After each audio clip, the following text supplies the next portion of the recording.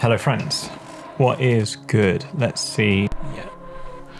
Just changing settings on the fly, what is up? Okay, so it's a new month, so it's time for a new video. The biggest thing that's changed is this arrived. This is a neural quad cortex.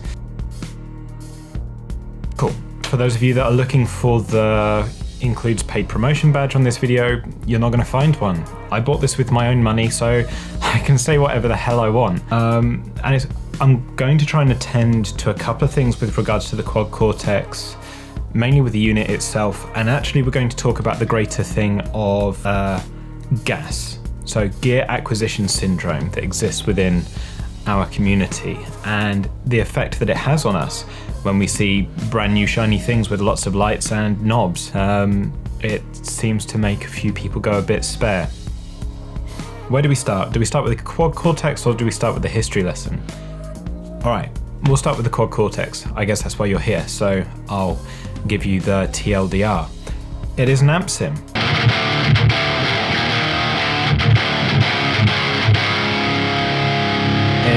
You capture your drive pedals, your guitar amps. It has its own modeling of its own stock amps, which over time will include the plugins that they've already released. So stuff like the Nameless, the Kali. If you own them, it'll end up in the unit. It's just not there yet. Same goes for the effects, like the reverb and the delays. That's what I've been told at least, which is really cool. From my opinion, I think that's quite a nice thing to come over.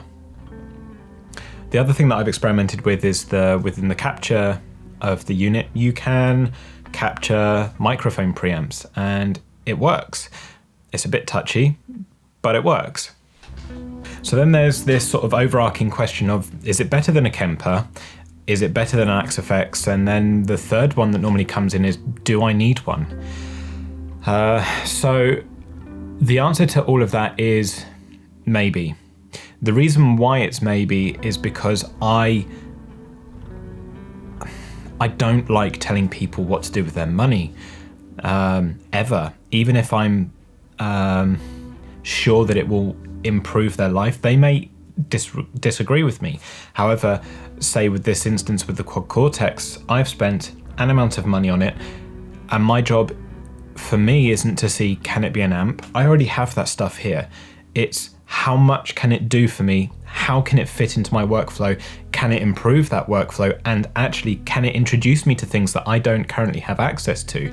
That is how I measure how good a unit is. The question of, is it better than a Kemper? Is it better than an Axe-Fx?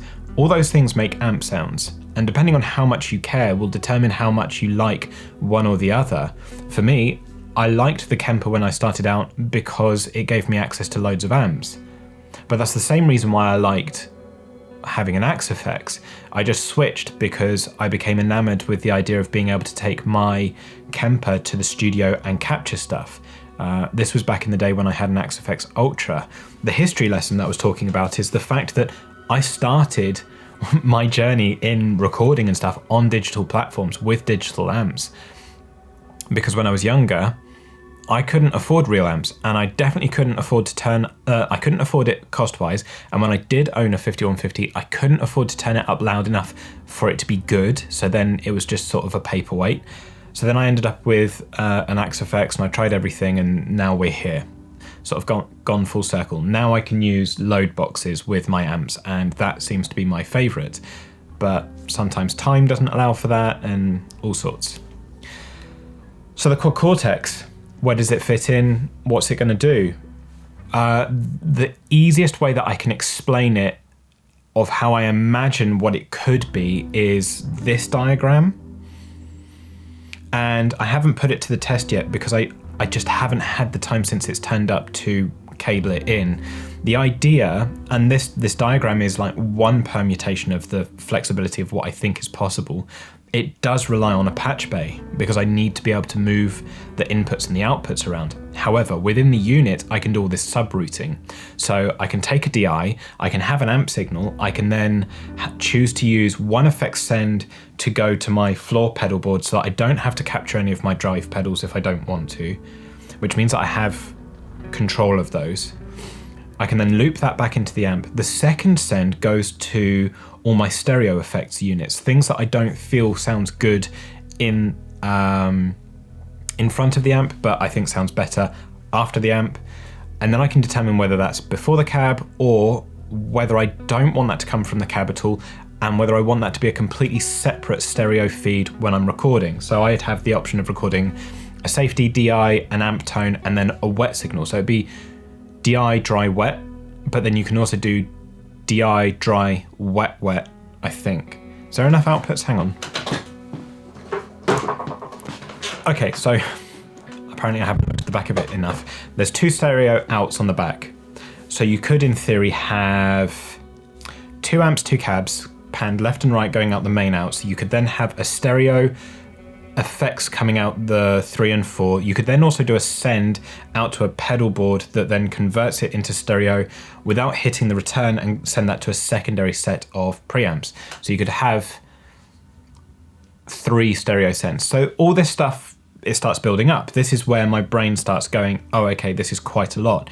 And then it comes down to, is this going to be useful? It's really hard to know until I cable it up and I start using it and I build those routing patches. The other side of this is that because it has 2 inputs, I can then have an amp side, and then I can have an additional, I've ordered some shelving so I can put all my synths up, but then I can have an additional separate input for synths and start feeding synths into the unit and start splitting it out into multiple sets of stereo, multiple stages of, do you see what I'm getting at? The idea is that the Cortex doesn't become an amp sim, it becomes a summing effects processor, redistributor, all in one.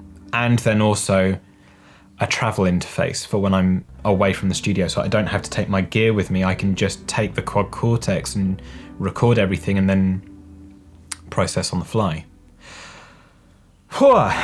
Okay. I also reached out onto Instagram and asked people if they wanted to ask me some questions on there. So I'm going to pull up the questions that I stored and see if I can answer them yet. That's a video of my cat. That's a photo of my cat. That's another photo of my cat. More cats. Alright, it's a lot of cats. Screen recordings. Here we go. How does it stack up to you against other modelers, amp sim type things, demo song, ? Alright, if you want to hear how it sounds, this is what it sounds like.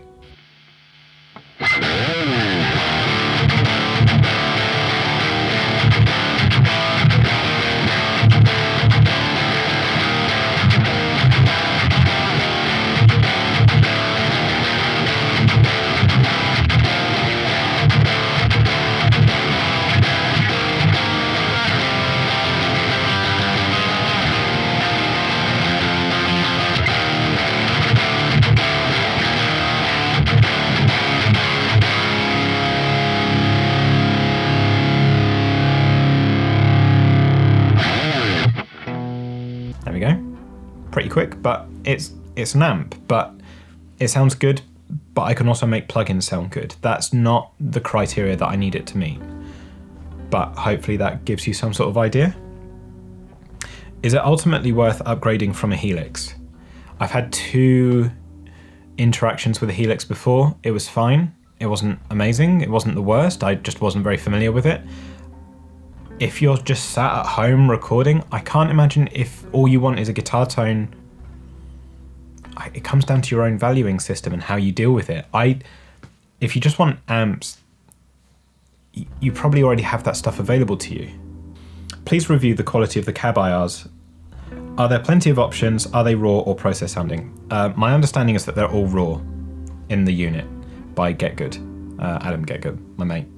Only downside is that at the moment, from my understanding, is that all the IRs cut off. They are 20 milliseconds long, which for me, we're not going to get into the nerdy side or the Anaraki side of it. It's just not long enough for me. So I am talking with Neural about that, about if we can extend that. Is it worth the hefty price tag? Is it really that expensive? In comparison to an Axe 3, is it really that expensive? And considering that it's an interface, I don't know if it's expensive. I think, and worth and value is completely subjective. It is worth the money if you're going to completely use it to its full ability.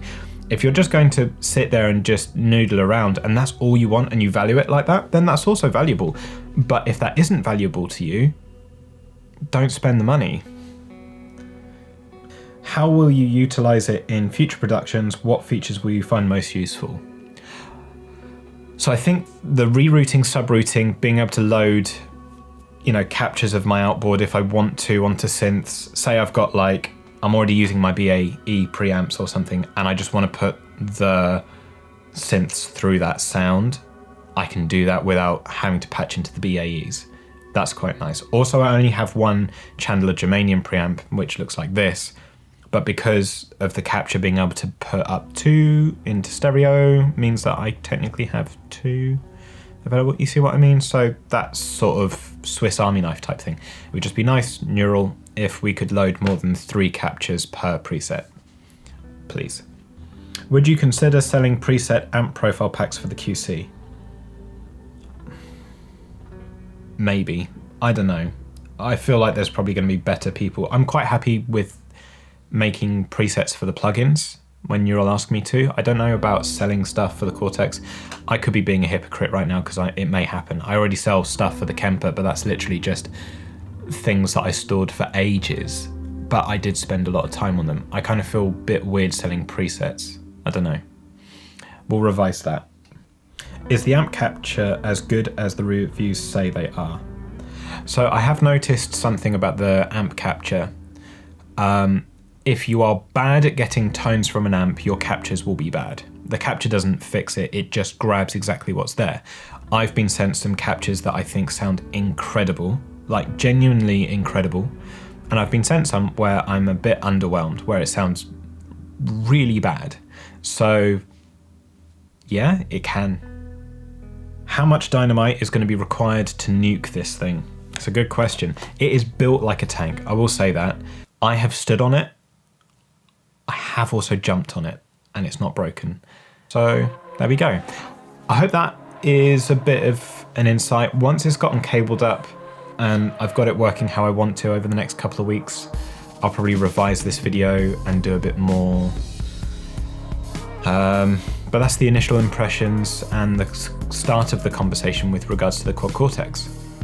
If you have any other questions for the next video that does come out about the Quad Cortex and the way that I'm going to route it into the system and whether it stays here, leave it in a comment down below. And if you're new here, maybe consider hitting the subscribe button. It does go a long way, and if any of this was useful, thumbs up, because it tells the algorithm on YouTube to show this video to other people that may also find it useful. So thanks. Until next time, don't be a dick and eat your goddamn vegetables. I'll catch you in the next one. Cheers.